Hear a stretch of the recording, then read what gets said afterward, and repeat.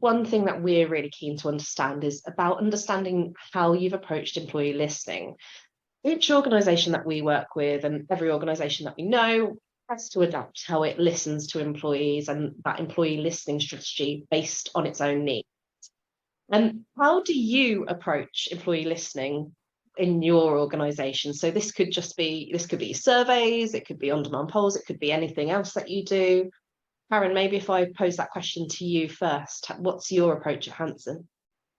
Thanks, Mel. Well, our approach has evolved and changed considerably over the years, but I think when we really started to pull things together and become a lot more strategic, it was when we started working with WorkBuzz. Actually, it was our first WorkBuzz survey. We used to do them internally.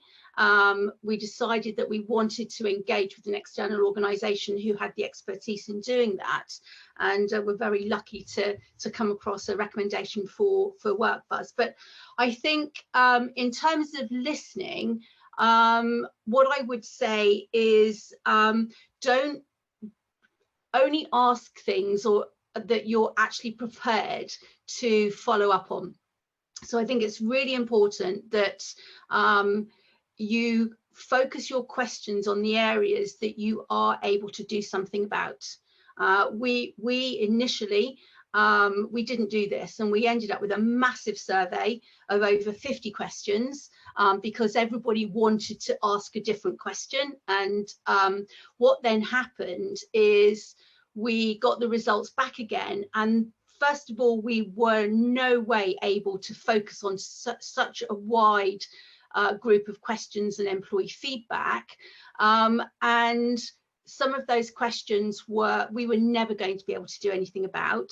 And the knock-on impact of that is a loss of trust and belief from our employee population that we're going to act on the survey. So we had to think very, very carefully when we did our next survey on how we were going to build that trust back again. So I think, just to put it in a nutshell, it's really focus your questions to give you the answers that you are able to do something about. Yeah. And how often do you listen at Hanson in terms of surveying?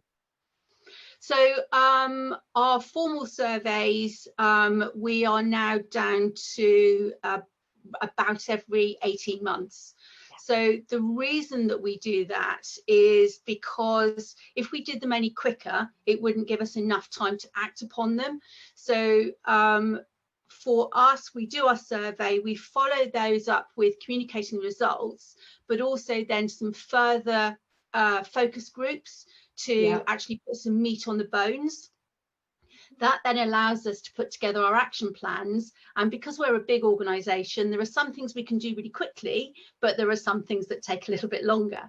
So we then have to actually act, join the dots for individuals to make sure that they understand that what they said, we've then listened and done something about, and keeping that communication going. And then we do the next survey. So it gives us long enough in between. Now, there will be some organisations that may want to work quicker, but that works for us. Yeah, no, and I think that's critical, isn't it? It's about what works for you. And I'm a big believer in pace of change should drive your pace of listening as well. Just as you say, if you can't make those changes within 3 months, while you're asking another survey within 3 months, you're better off pacing it at the right time. Yeah. Dorothy, what do you do around employee listening at Continuum? Again, when I first started, it was very much a spreadsheet that was sent out and everybody put their names on, and it was all very laborious. So when I joined, we got in touch with WorkBuzz through Steve, and we've started a partnership, I think, that has evolved to cater for our needs. in that at first we did one survey a year right across the business, asked everybody the same question. Then we thought, actually, a bit like what Karen said, we don't want to ask the same questions all the time because we're getting the same answers and we're not doing anything about it. So we've evolved it. And now last year we did we did 2 lots of surveys. So we have a huge seasonal team in Continuum. So we do 2 core surveys a year. So we do a March and an October, and they're for our core team, our permanent team, who are with us all of the time. We and that works again, like Karen said. We have reduced the amount of questions we ask, not because we don't want to know the answers, but because I always think, don't ask the question if you don't want to know the answer. Some of the answers are still quite, oh gosh, we need to do something, but a bit different. If we can't do something, we run a campaign called You Said We Did. So we say, well, you said you wanted this, and we've done this. However, on some of them, we say, you said you wanted this, we can't do it. So we also go back and say, look, we can't do it. So next time, don't ask for it again because we can't do it because. So we always tell them why. But more importantly, last year, we ran 3 pulse surveys for our seasonal team. And we literally asked 5 questions. And it was, what was the recruitment process like? What was your onboarding like? Are colleagues talking to you? Did you get a nice welcome? Will you come back to us? And we asked that 3 times during the summer period, which is our peak trading. And what that enabled me to do this year is take those learnings and use them for the recruitment and strategy for this year. So that helped. That's sort of, I wasn't that bothered to how engaged they were, but I wanted to learn from the core team. From the seasonal team. The core team, I need them to be engaged. So we did it like that. And last year, we were able to change our contract with WorkBuzz. Okay, to tell everybody this, Mel. Yes.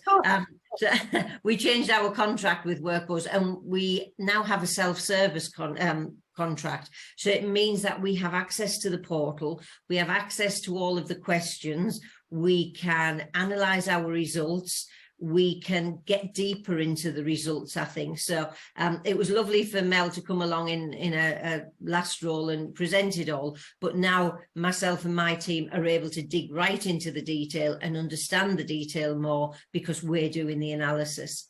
So we use it in different ways.